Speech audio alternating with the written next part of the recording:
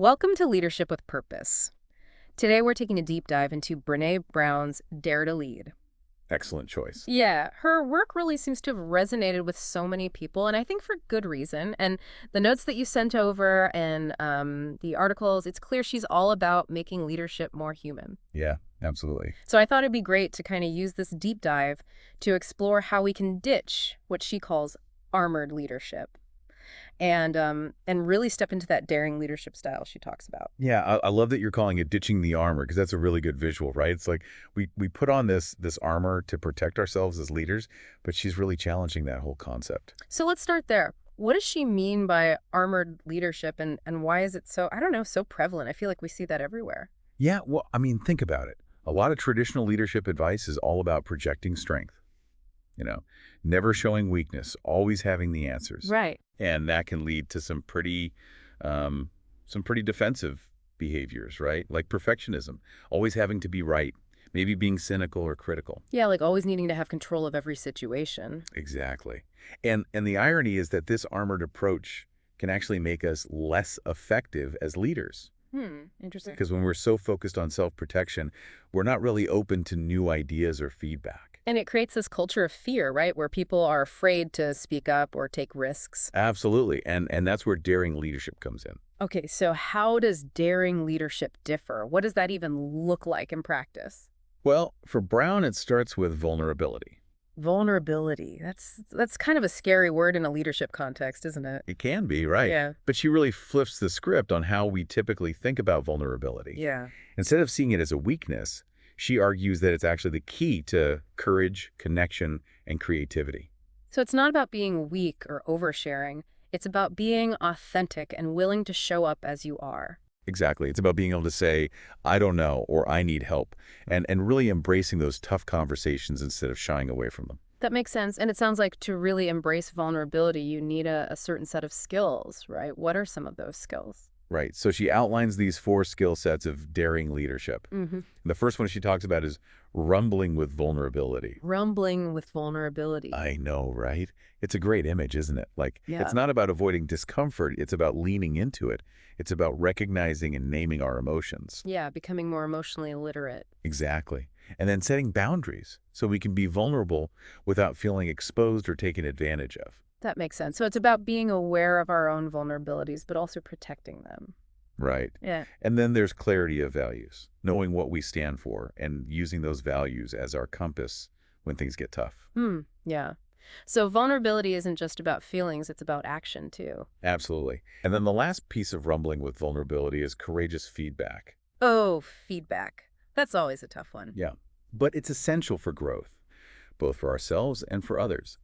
And Brown emphasizes the importance of both giving and receiving feedback in a way that's honest and respectful.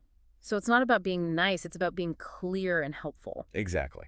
Okay, so we've got rumbling with vulnerability. What's the next skill set? The next one is living into our values. Okay, I think I get that. Like, we all have values, but how do we actually make them a part of our everyday leadership? Right. So she says it's not enough to just have a list of values on a wall somewhere. We have to actually operationalize them, Operationalize them, okay. which means like defining what those values look like in action. So for example, if one of your core values is integrity, Yeah. then you might operationalize that by being transparent with your team even when it's difficult or admitting when you've made a mistake. Right, it's about walking the walk. Exactly. And she also talks about identifying the behaviors that would violate your values. Okay, so that's like what you wouldn't do, even if it was easier in the moment. Exactly. It's like having that clear line in the sand. Interesting. And the third skill set? The third one is all about trust. It's called braving trust. Braving. And she uses this acronym to break down the 7 elements of trust.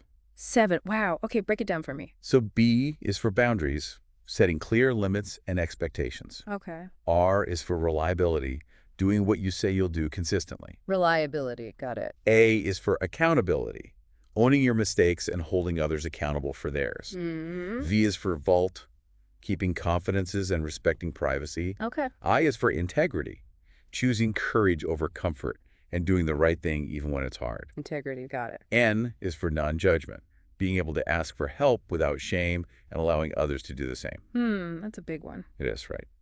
And then finally, G is for generosity, assuming the best in others and giving them the benefit of the doubt. Okay, so braving. I can see how each of those elements is important for building trust. And when all of those elements are present, it creates a sense of psychological safety.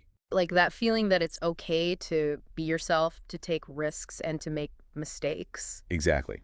And that psychological safety is essential for daring leadership. Okay, so we've covered 3 skill sets: rumbling with vulnerability, living into our values, and braving trust. That's right. And the fourth and final skill set is learning to rise.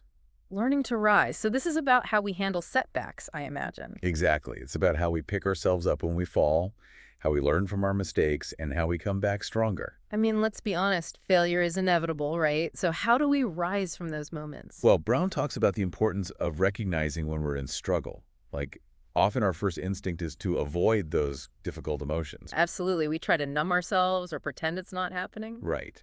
But she encourages us to get curious about what's happening inside of us, to explore those emotions, and to really examine the stories we're telling ourselves. Oh, yeah, the stories like, I'm a failure or I'll never be good enough. Exactly. She calls those our shitty first drafts. Shitty first drafts. I like that.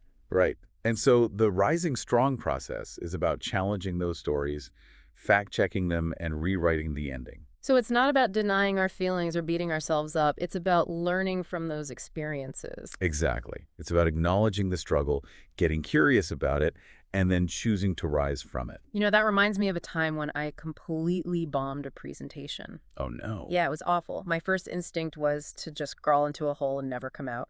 But when I actually took the time to process what had happened, I realized that I hadn't prepared as well as I could have. And it wasn't that I was a terrible presenter. It was that I had made some specific mistakes that I could learn from. Right. So you were able to rewrite that shitty first draft. Exactly. And that experience really helped me to approach future presentations with more confidence and preparation. That's a great example of how learning to rise can actually make us more effective leaders.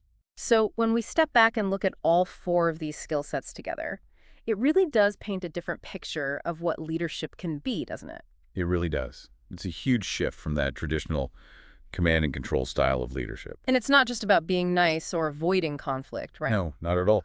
It's about choosing courage over comfort, clarity over niceness, connection over control, and ultimately vulnerability over invulnerability. Powerful stuff.